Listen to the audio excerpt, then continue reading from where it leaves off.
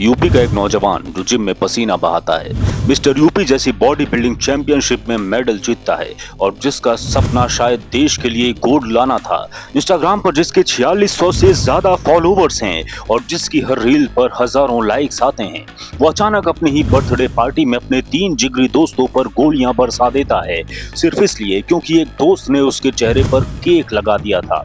उत्तर प्रदेश के बुलंदशहर से आई ये खबर सिर्फ ट्रिपल मर्डर की कहानी नहीं है, बल्कि ये कहानी है उस शॉर्ट टेम्पर्ड ईगो की जो एक होनहार एथलीट को 50,000 का इनामी बदमाश बना देती है। हम बात करेंगे जीतू सैनी की, जिसके इंस्टाग्राम पर मारूंगा जरूर जैसे गानों के साथ रील चलती थी और जिसका अंत बुलंदशहर की एक सुनसान सड़क पर यूपी पुलिस की 3 गोलियों के साथ हुआ। आपको बताएंगे बुलंदशहर ट्रिपल मर्डर और उस एनकाउंटर की पूरी क्रोनोलॉजी। कहानी शुरू करने से पहले उस शख्स को देखिए जिसने ये सब किया। जीतू सैनी, उम्र 30 साल। जीतू कोई आम अपराधी नहीं था। बुलंदशहर में उसकी एक पहचान थी। वो एक जिम ट्रेनर था और रील बनाने का शौकीन था।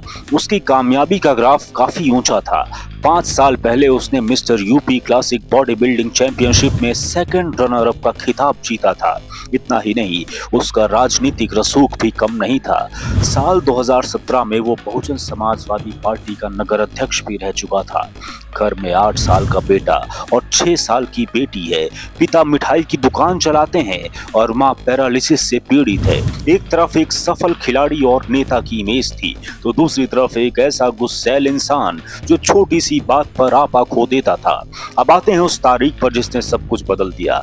25 अप्रैल 2026 की रात बुलंदशहर के आरजेएस फिटनेस जिम में जीतू सैनी का जन्मदिन मनाया जा रहा था।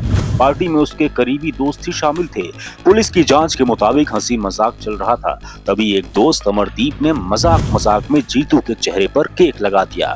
किसी सामान्य इंसान के लिए ये एक छोटी सी बात होती, लेकिन जीतू सैनी के लिए ये अपमान बन गया। उसका ईगो इस कदर भड़का कि उसने तुरंत अपनी पिस्टल निकाली और अपने ही जिगरी दोस्तों पर गोलियां बरसाना शुरू कर दिया। इस अंधाधुंध फायरिंग में 3 लोगों की मौत हो गई। बीजेपी सभासद संजय सैनी के भाई मनीष, भतीजे आकाश और चचेरे भाई अमरदीप का मर्डर हो गया। वारदात को अंजाम देने के बाद जीतू वहां लगे सीसीटीवी कैमरों का डीवीआर लेकर फरार हो गया ताकि कोई सबूत न बचे। वारदात के तुरंत बाद का एक वीडियो भी सामने आता है जिसमें जिम में अफरा तफरी का माहौल दिख रहा है और एक युवक रोते हुए पूछ रहा है कि किसने मारा मेरे भाई को। बुलंदशहर पुलिस हरकत में आई और जीतू सैनी पर 50,000 रुपए का इनाम घोषित किया गया। पुलिस की 6 टीमें लगातार उसकी तलाश में दबिश दे रही थी। इस दौरान पुलिस ने जीतू के 3 साथियों मयंक सैनी, रिंकू सैनी और भारत सैनी को पहले ही एनकाउंटर के बाद गिरफ्तार कर लिया था, लेकिन मुख्य आरोपी जीतू अभी भी फरार था। फरार रहने के दौरान उसकी एक रील भी वायरल हुई जिसमें बैकग्राउंड में गाना बज रहा था, मारूंगा जरूर, अपने बचने का जुगाड़ रखियो। ये रील पुलिस के लिए एक खुली चुनौती थी। तारीख आई 30 अप्रैल 2026। सुबह के करीब 5 बजे थे। बुलंदशहर का खुर्जा थाना क्षेत्र। पुलिस टीम को सूचना मिली कि स्कूटी सवार बदमाश इस इलाके से गुजरने वाला है। जब पुलिस ने उसे रुकने का इशारा किया तो जीतू ने भागने की कोशिश की और पुलिस पर फायरिंग शुरू कर दी। जवाबी कार्रवाई में पुलिस ने भी गोलियां चलाईं। पुलिस की 3 गोलियां जीतू सैनी को लगीं और वो लहूलुहान होकर गिर पड़ा। उसे अस्पताल ले जाया गया जहां डॉक्टरों ने उसे मृत घोषित कर दिया।